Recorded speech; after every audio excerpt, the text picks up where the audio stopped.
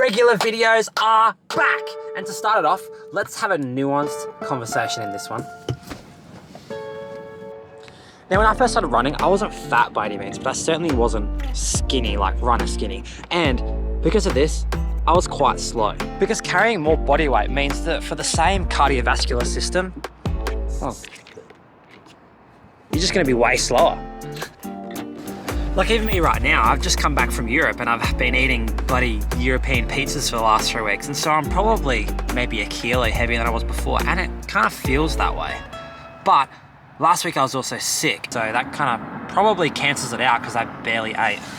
So it's pretty clear to me that there are certain parameters to improving your race performance.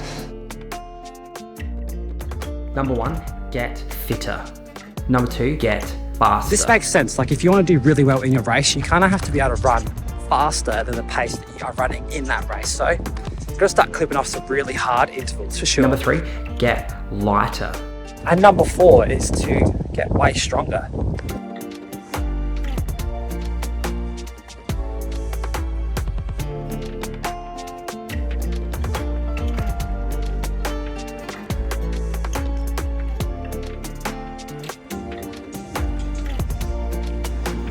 And number 5, mentality. Because all of that is completely pointless if you can't actually push yourself. So really focus on that sometimes too. But today's video is all about number 3, just getting a bit lighter. Hell, I would argue that getting 1 kilo lighter is probably gonna make you a minute or so faster on your 5K. And think about how long it would take. Oh my God, it's so bright. And think about how long it would take to get that much fitter just from training alone. It would take like, I don't know, 3 months. Stuff that. Oh. So let's all just like starve ourselves for a couple of months and run wicked new PBs, because that's how it works, right? You wouldn't have to do any strength and conditioning or any training. You could just sit on the couch, starve, get faster at running without even trying. Free speed, basically. Free speed. Don't take that part seriously. Look, how many times did I match this work?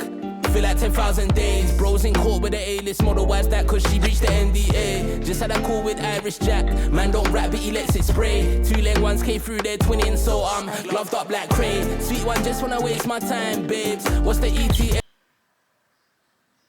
I like my girl on time, that's period. Nothing but stress when you say you're late. Girl, you can get new nails and bags, but when I call cabs, bitch underlay.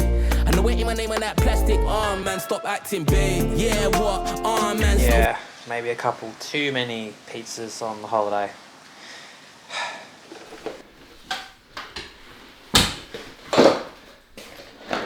Now the big question that I have is there actually an optimal weight? So this article from 2011 looked at 643 marathon runners, and they found that those who self-reported to lose 2 to 4% of their body weight ran significantly better marathon times, which is pretty cool.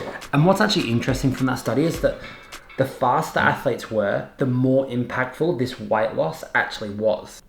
Crazy. And this other study here found that running speed is actually negatively associated with body mass index and fat-free mass, meaning that the lighter you are, the faster you can go. But it makes sense though, like the lighter the frame, the faster you're gonna go for the same fitness level. And apparently the lightness that you need to get to is around 8% body fat for men and 12% for women. I don't really know where they got that figure from, but it seems to be touted around quite a lot. So at those levels, apparently you're more likely to run way faster without being so light that you actually destroy your body. We'll talk about more of that in a second. So we just have to lose lots of weight, right?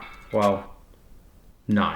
Well, maybe and maybe not, because I, like most of you, actually probably all of you, are not full-time athletes. We have jobs and different stresses and wives and kids and dogs and cats and whatever else stresses you out. And all of those daily stresses are not optimal for maximizing human performance. So you're never gonna be optimal anyway. So do you need to be at optimal weight? Like, who cares? Story time. When I was heaps younger, like, I don't know, probably almost 10 years younger, I reckon, I got in really good shape. I'll put a picture over here. Like, I got really lean, and it took me about 8 weeks of basically starving myself to actually get down to that. And even though I was super lean, I was such a grumpy asshole, and I probably had no fitness, and I probably wasn't quite as healthy as I am right now, even though maybe I'm not quite as lean right now. So getting super light is probably not the answer if everything else is not optimal. So yes, I don't actually think that getting super light is the best way to get faster. I think there's so many other things that you can tap out before you even worry about the body fat percentage that you have. Like myself a couple of years ago, I went from 80 kilos all the way down to 70 without even worrying really about my diet, just cleaning up a little bit and I stopped eating so much garbage, and I just lost weight over time gradually without thinking about it. And obviously my running got heaps better. And also, most importantly, I did many other things that would help me to get better, like smarter training, better sleep, and recovery, and not having such a stressful life, and also not giving up in a 5K race after a couple of minutes, because that's what I used to do at the start. Not anymore though. Let's just think about it for a second. You probably did not start running at a really young age and have basically sculpted the perfect running body over your whole life. That's probably not happened. And you probably don't have the genetics to run like 160 kilometers a week either. And you probably have a full-time job, and you probably have a cat, and you probably maybe even have a dog too. And you probably have kids. Or if you don't have kids, you have some sort of other hobby that takes up a lot of time like a kid would. Like me and this YouTube channel, for example. So your main goal in life really shouldn't be getting the most optimal body for running and getting the most optimal race times. It should just be getting the best out of your particular scenario. And your particular scenario probably doesn't really require you to be absolutely shredded to the bone in peak shape. It's just not really worth it. So here is my advice.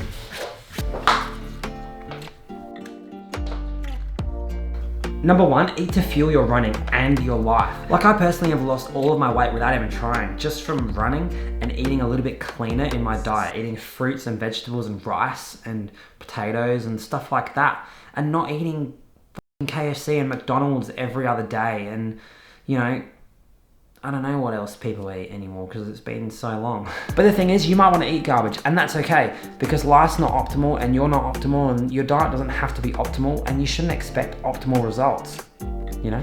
And number two, get frequent blood tests. If something is wrong and you're like starving yourself and stuff, you're gonna have big issues, and a blood test is gonna show you that your thyroid is tanked, your testosterone is probably going down, and your estrogen for ladies and stuff. And that's not healthy, and you're not gonna be a healthy person. So yes, maybe you can clean up your diet and lose a bit of weight and continue to get things like blood tests to make sure that you're not taking it too far and you're finding that actual optimal weight for you as a person who has a dog and a cat and kids and a job and stuff like that.